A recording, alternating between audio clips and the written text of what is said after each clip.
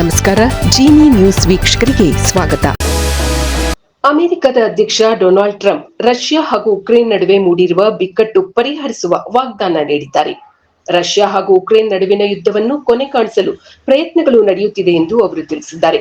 ಇದಕ್ಕಾಗಿ ರಷ್ಯಾದ ಅಧ್ಯಕ್ಷ ವ್ಲಾಡಿಮಿರ್ ಪುಟಿನ್ ಹಾಗೂ ಉಕ್ರೇನಿನ ಅಧ್ಯಕ್ಷ ಝೆಲೆನ್ಸ್ಕಿ ಅವರ ಭೇಟಿಗೆ ವ್ಯವಸ್ಥೆ ಆರಂಭಿಸಿರುವುದಾಗಿ ಅವರು ತಿಳಿಸಿದರು. ಉಕ್ರೇನಿನ ಅಧ್ಯಕ್ಷ ಹಾಗೂ ಐರೋಪ್ಯ ಒಕ್ಕೂಟದ ನಾಯಕರೊಂದಿಗೆ ಸಭೆ ನಡೆಸಿದ ಬಳಿಕ ಟ್ರಂಪ್ ಈ ವಿಷಯ ತಿಳಿಸಿದ್ದಾರೆ. ಪುಟಿನ್ ಹಾಗೂ ಝೆಲೆನ್ಸ್ಕಿ ಇವರ ಮಾತುಕತೆಗೆ ಸಿದ್ಧತೆಗಳು ನಡೆಯುತ್ತಿದ್ದು ಸ್ಥಳ ನಿಗದಿಯಾಗಬೇಕಿದೆ ಎಂದರು. ಸಭೆಯಲ್ಲಿ ಅವರೊಂದಿಗೆ ನಾನು ಕೂಡ ಭಾಗವಹಿಸುವೆ ಎಂದು ತಿಳಿಸಿದ ಟ್ರಂಪ್, ಇದೊಂದು ತ್ರಿಪಕ್ಷೀಯ ಮಾತುಕತೆ ಎಂದರು. ಬೆಂಗಳೂರಿನ ನಗರ್ತಪೇಟೆಯಲ್ಲಿ ಮತ್ತೆ ಬೆಂಕಿ ಅವಘಡ ನಡೆದಿದೆ. ಮೊನ್ನೆಯಷ್ಟೇ ಅಗ್ನಿ ದುರಂತ ನಡೆದು 5 ಮಂದಿ ಸಾವಿಗೀಡಾಗಿದ್ದರು. ಈಗ ಮತ್ತೆ ಅದೇ ಬಿಲ್ಡಿಂಗ್ನಲ್ಲಿ ಮತ್ತೊಂದು ಫೈರ್ ಆಕ್ಸಿಡೆಂಟ್ ನಡೆದಿದ್ದು ಜನರು ಬೆಚ್ಚಿ ಬೀಳುವಂತೆ ಮಾಡಿದೆ. ಅದೇ ಕಟ್ಟಡದಲ್ಲಿ ನಿನ್ನೆ ರಾತ್ರಿ ಬೆಂಕಿ ಕಾಣಿಸಿಕೊಂಡಿದ್ದು ಅಗ್ನಿಶಾಮಕ ದಳ ಬೆಂಕಿ ಆರಿಸುವಲ್ಲಿ ಯಶಸ್ವಿಯಾಗಿದ್ದಾರೆ. ಬೆಂಕಿ ಬಿದ್ದ ಕಟ್ಟಡಕ್ಕೆ ತಲುಪುವಲ್ಲಿ ಅಗ್ನಿಶಾಮಕ ಸಿಬ್ಬಂದಿ ಹರಸಾಹಸ ಪಟ್ಟರು.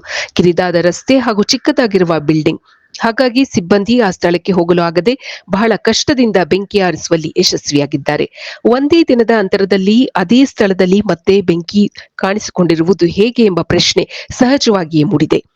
ಈಗ ಬೆಂಕಿ ಹತ್ತಿಕೊಂಡಿರುವ ಜಾಗದಲ್ಲಿಯೂ ಕೂಡ ಪ್ಲಾಸ್ಟಿಕ್ ದಾಸ್ತಾನುಗಳಿದ್ದವು ಎಂದು ವರದಿಯಾಗಿದೆ.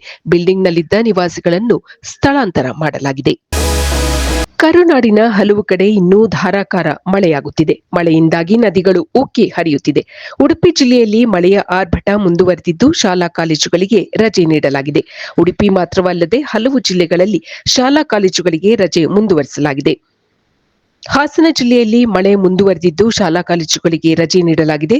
ಹಾಗೆಯೇ ಧಾರವಾಡ, ಬೀದರ್, ಕೊಡಗು ಜಿಲ್ಲೆಗಳಲ್ಲಿಯೂ ಕೂಡ ರಜೆಯನ್ನು ಮುಂದುವರಿಸಲಾಗಿದೆ. ಉತ್ತರ ಕನ್ನಡದ 11 ತಾಲೂಕುಗಳಲ್ಲಿ ಶಾಲಾ ಕಾಲೇಜುಗಳಿಗೆ ರಜೆ ಘೋಷಿಸಲಾಗಿದೆ. ಕಾವೇರಿ ಜಲಾನಯನ ಪ್ರದೇಶದಲ್ಲಿ ಭಾರೀ ಮಳೆಯಾಗುತ್ತಿದ್ದು ಕೆಆರ್ಎಸ್ನ ಒಳಹರಿವು ಹೆಚ್ಚಾಗಿದೆ. ಕೆಆರ್ಎಸ್ ಡ್ಯಾಂ ಕಳೆದ ತಿಂಗಳೇ ಭರ್ತಿಯಾಗಿದ್ದು ಕೆಆರ್ಎಸ್ನ ಎಲ್ಲಾ ಗೇಟುಗಳನ್ನು ತೆಗೆದು ಒಳಹರಿವಿನ ನೀರನ್ನು ನದಿಗೆ ಬಿಡಲಾಗುತ್ತಿದೆ. ಹಾಗಾಗಿ ತಮಿಳುನಾಡಿಗೆ ಹೆಚ್ಚಿನ ಪ್ರಮಾಣದಲ್ಲಿ ನೀರು ಹರಿದು ಹೋಗುತ್ತಿದೆ. ಕೆಆರ್ಎಸ್ ಡ್ಯಾಂನಿಂದ 80 ಕ್ಯೂಸೆಕ್ಸ್ಗೂ ಅಧಿಕ ನೀರನ್ನು ಹೊರಗಡೆ ಬಿಡಲಾಗುತ್ತಿದೆ. ಇದು ಈ ದಿನದ ಸುದ್ದಿಗಳು. ನಿರಂತರ ಸುದ್ದಿಗಳಿಗಾಗಿ ವೀಕ್ಷಿಸುತ್ತಿರಿ ಜಿನಿ ನ್ಯೂಸ್. ನಮಸ್ಕಾರ.